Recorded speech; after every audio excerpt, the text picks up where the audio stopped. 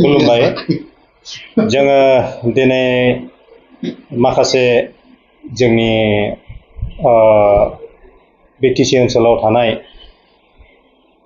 जोंनि सोलोंथाइ बिथिङाव माखासे मोजां हाबाफारिफोर मावनो थाखाय जों मा थांखि लादों जों बेनि सोमोन्दै एसे बुंथिनो जों नागिरदों। बेवहाय जेबो बेबादि जोंनि पलिटिकेल बाथ्रा जों दिनै सावरायनाय नङा। दा जोङो नोंथांमोना मिथिगौ जे जोङो ट्रिपल आर DMI जे फाउन्डेसन जों मोनसे NGO अर्गेनाइजेसन जों दादों। बे जाबाय जोंनि साइन्स कलेजनि आगुनि जे प्रिन्सिपाल डक्टर आरेन सिन्हा आरो आं डक्टर RK नार्जारी बेंटल कलेजनि प्रिन्सिपाल XEM जोंनि बारग' EM जे जोंनि इमानुएल मोसाहारि बिथां जोङो बे माखासे बाथ्राफोर लानानै जे BTC ओनसोलाव जों माबोरै बे सोलोंथाइ बेलायाव जोङो फोजौनो हायो बेफोरखौ लानानै जोङो सिन्था खालामबाय थानायाव दिल्लीयाव थांनानै माखासे बाथ्राफोरखौ जोङो मोनथिबोदों आरो माखासे लामाफोरखौ जोङो मोनबोदों। दा बेखौ लानानै जों दिनै बे बाथ्राफोरखौसो लानानै जोङो नोंथांमोननिसिम जोङो दावफैदों बाथ्राफोरखौ लानानै। दा बेवहाय जोङो जोंनि ओनसोलाव थानाय जेसेबां जोंनि जे भेन्सार स्कुल कलेज दा बेफोरखौ जोङो बबेयाव गोनांथार बे जोंनि बे स्कुल कलेजफ्रा जों माखासे मोजां प्राइभेट स्कुल कलेजफोरखौबो जों लानो थाखाय जों बेखौ थिरांथा लादों। दा बेवहाय जों माखासे फाउन्डेसन जों दिल्लीयावहाय जों मोनदों जाहैबाय जायफ्रा CSR फान्डखौ लानानै बिसोरो दंबाय दङ। बिसोरो मोजाङै गामि ओनसोलाव गोदोसोना थानाय बे ओनसोलफ्राव खामानि मावनो थाखाय बिसोरो गोबां गोसो दङ। ओमफ्राय बिसोरो बे फान्डखौ बाहायनो थाखाय जोबोद गोसो। दा बिथांमोनजों जों रायज्लायनायनि गेजेरजों बेखौनो मोनथिबाय जे जोङो प्रप'जाल होबाय जे जोंनि बे BTC ओनसोलाव जिहेतु जोंनो गोबां माने सोलोंथाइ बेलायाव दाबो गोदोसोनानै दङ। बेवहायनि माखासे स्कुल आरो कलेजफोरखौ जुदि जोङो बेबादि CSR फान्डिंजों जुदि जों हेफाजाब होनानै जों जुदि जोंनि इनफ्रास्ट्राक्चारफोरखौ जों जुदि डेभेलप खालामनो हायोब्ला जोबोद मोजां जागोन होननायाव बिथांमोना जोबोद खुसि जादों आरो मावनो थाखाय गोसो जादों। दा बेनिखायनो बे बाथ्राखौ लानानै जों दिनै गासैबो जोंनि बे BTC ओनसोलाव थानाय जे माखासे भेन्सार स्कुल आरो कलेज जायफ्रा आरो इभेन प्राइभेट स्कुल जायफ्रा माने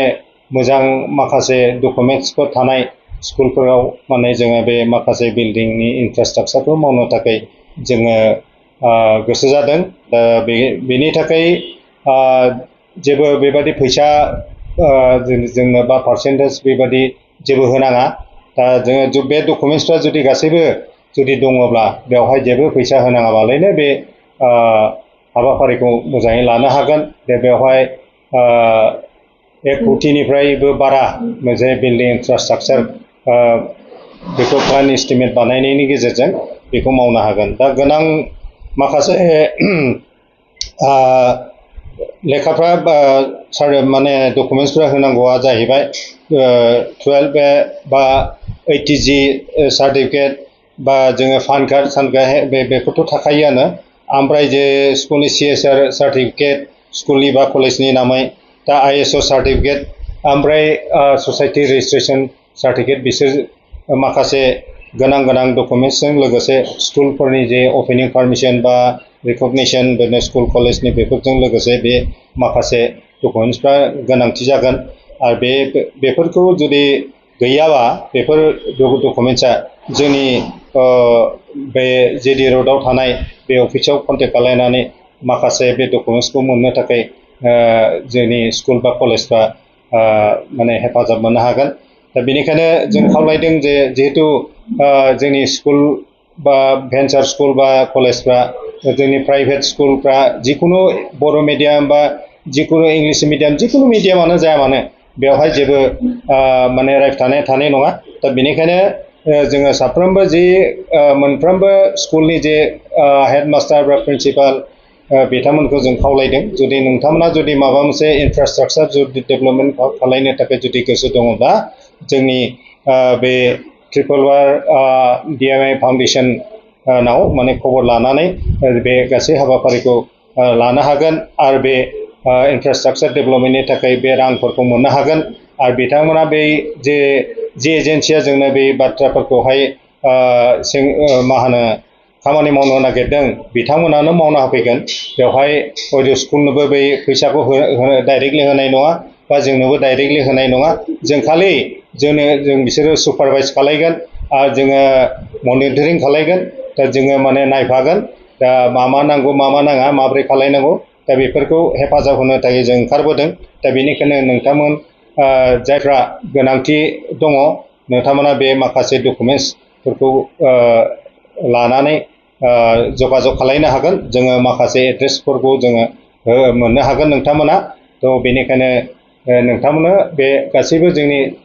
बाथ्राफोरखौ जोङो बे समाव बेखौनो फोरमायनाय जाबाय नोंथांमोना जुदि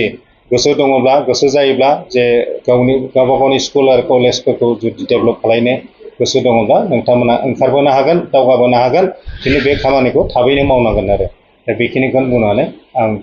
दोनथ'नाय जाबाय हामबाय गोजोन्थों